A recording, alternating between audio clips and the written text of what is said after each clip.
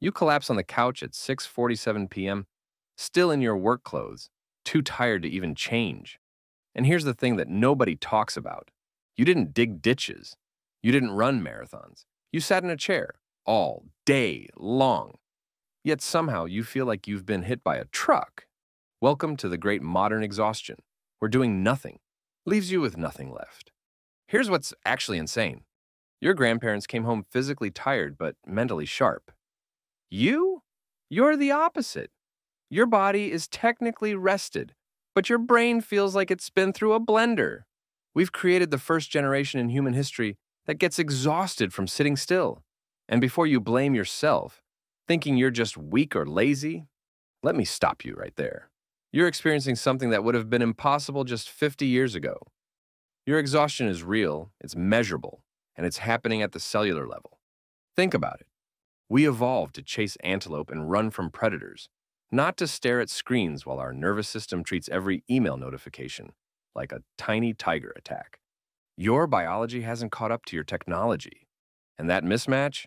That's what's draining your battery faster than a smartphone running 47 apps. Chapter 1.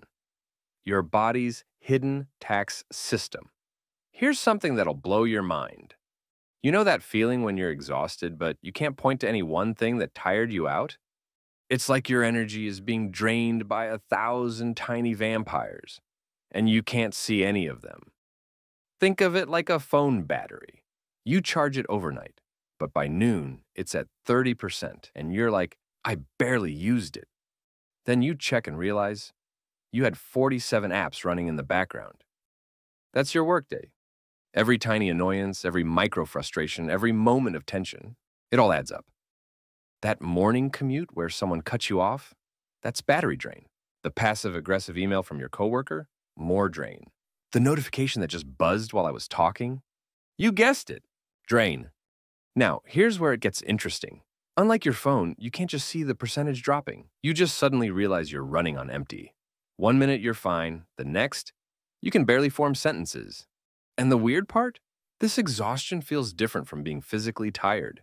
It's not like after a workout where you're tired but satisfied. This is that heavy gray, I can't even exhaustion. Where deciding what to watch on Netflix feels like solving world hunger. Chapter 2. The Invisible Energy Thieves. Let me paint you a picture of your typical workday. But instead of describing what you do, I'm going to point out all the energy drains you've stopped noticing. It starts before you even get there. That commute where you're already strategizing, already problem-solving, already on. You haven't even clocked in and you're already spending mental energy like it's Black Friday. Then you walk into your open office, which, let's be honest, is basically an experiment in how many distractions humans can handle. Every conversation you overhear, every phone ring, every quick question, it all pulls at your attention. Even when you're not actively listening, part of your brain is. And can we talk about the lighting? Those fluorescent lights that make everyone look like they're dying. There's something about that artificial brightness that just feels exhausting, like your eyes are working overtime just to exist in that space. Don't even get me started on the temperature wars. Someone's always freezing, someone's always boiling, and you're caught in the middle like a thermal ping pong ball. Your body's constantly adjusting, never quite comfortable. These aren't just minor annoyances. They're constant little demands on your attention and energy. Burnout by 1,000 paper cuts, except the paper cuts are sensory, and the burnout is your will to live past 3 p.m. Chapter 3. The Chemical Cascade. Okay, let's talk about what everyone calls stress hormones. You know, when people say, oh, it's just cortisol, like they're discussing the weather. But here's what's fascinating. We all know the feeling of being wired but tired. That weird state where your body's exhausted but your mind won't shut off. Think about your natural energy patterns. Remember being a kid? You'd wake up full of energy, run around all day, then crash hard at night. Now, you wake up tired, stay moderately exhausted all day, then somehow get a second wind at 10 p.m. when you're trying to sleep. It's like your internal clock got thrown in a blender. Instead of natural peaks and valleys, you get this weird flat line of medium tired all day long. Like being stuck in third gear when you need fifth for the highway and first for the parking lot. And here's what really gets me. When you're in this state, everything feels harder. Making decisions becomes exhausting, exercise feels impossible, and somehow you're hungry, but nothing sounds good. It's like your whole system is out of sync. The cruel irony? The more tired you get, the harder it becomes to do the things that might help. It's like being stuck in quicksand where the solution is to relax, but relaxing feels impossible when you're sinking. No wonder we all feel stuck. Chapter 4. Death by 1,000 pings. Let's do some math that'll make you want to throw your phone in a lake. The average knowledge worker checks email every 6 minutes. That's 80 times in an 8-hour day. But it's not the checking that's killing you. It's the recovery.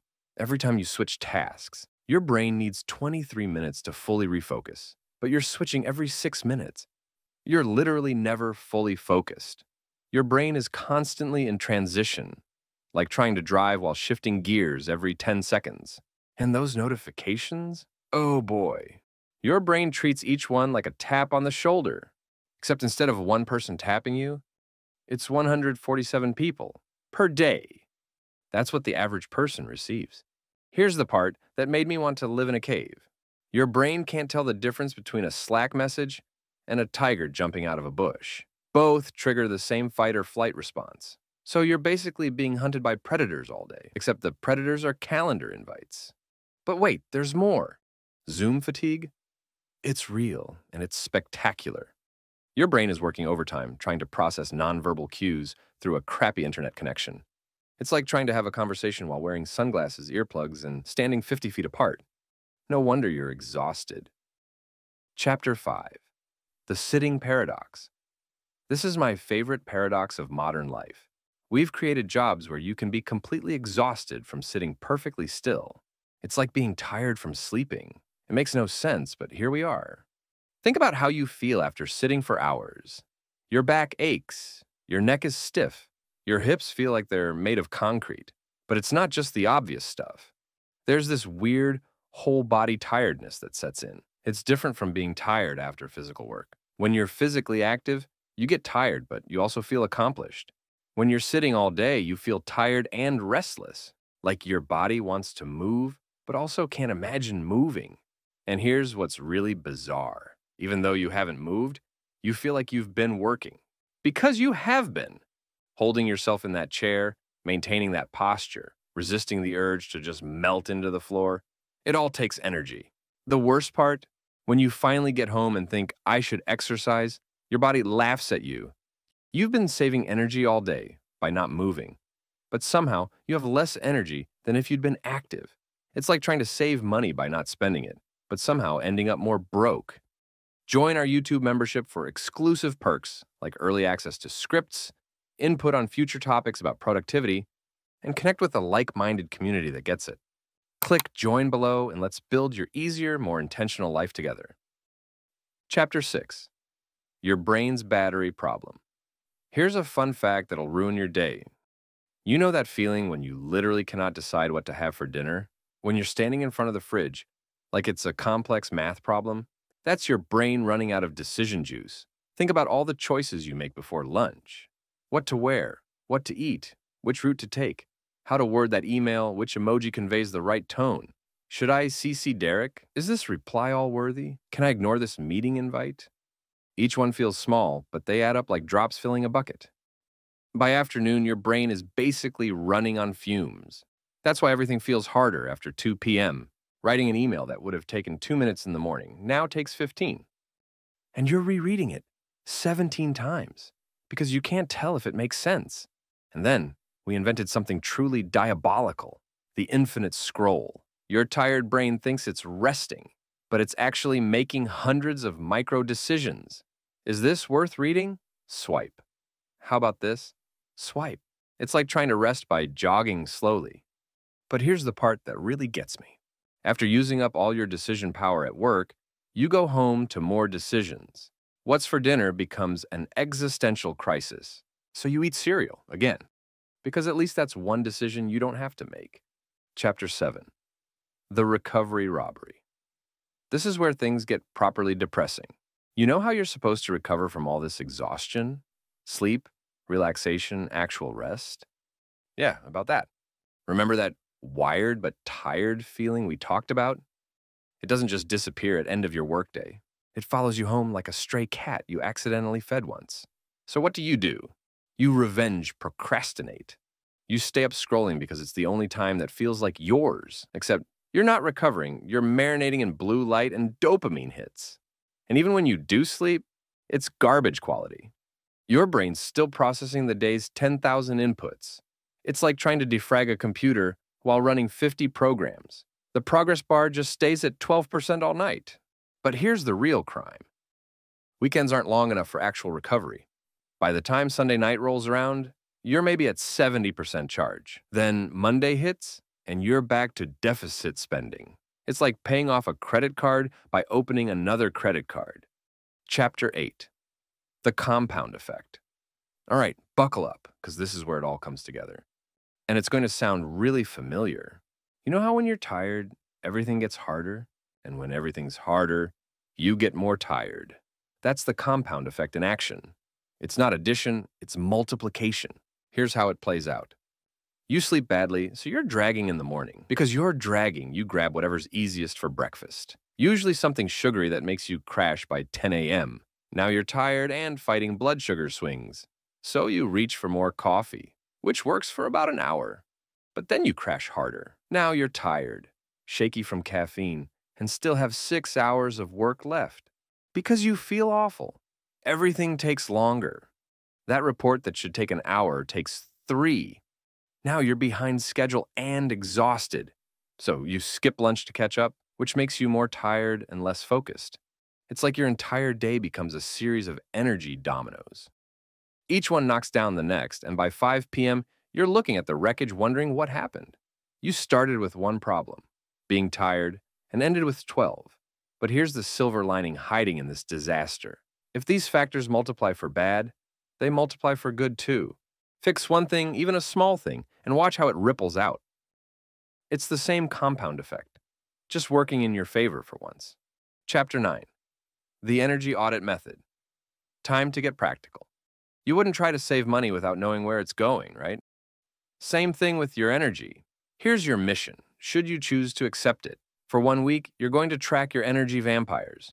Not with some complicated app, just a simple 1 to 10 scale, 4 times a day. Morning, lunch, afternoon, evening. Rate your energy and write 1 sentence about what just happened. 3/10, Brad microwaved fish again. 7 out of 10. Actually took lunch break outside. After a week, patterns will jump out like a horror movie villain. You'll see exactly when and why your energy tanks. Maybe it's those back-to-back meetings with no breaks. Maybe it's that 2 p.m. sugar crash from your morning donut. But here's the genius part. You're not trying to fix everything at once. You're looking for the biggest energy leaks. The 20% of factors causing 80% of your exhaustion. Fix those first and watch what happens. Chapter 10. Your Personal Power Plan. This is it, the part where we turn science into strategy. First, pick your biggest energy vampire from the audit. Just one. Maybe it's the notification nightmare. Maybe it's the sitting situation. Maybe it's the sleep sabotage. Whatever drains you most, that's your target. Now here's the key. You're not going to eliminate it completely. You're going to reduce it by 50%. Cut your email checks from 80 to 40. Add a 5-minute walk every hour instead of trying to become a marathon runner. Start stupid small, like embarrassingly small. Because here's what nobody tells you about exhaustion. It makes everything feel impossible. So we make it so easy that even your depleted self can't say no. And then, something transformative happens. That 10% energy gained from fixing one thing, it makes fixing the next thing 10% easier. Suddenly, you're not crawling uphill anymore. You're building momentum. Look, you're not lazy. You're not weak. You're running incredibly complex biological software on hardware designed for a completely different world. The fact that you're functioning at all is basically a miracle.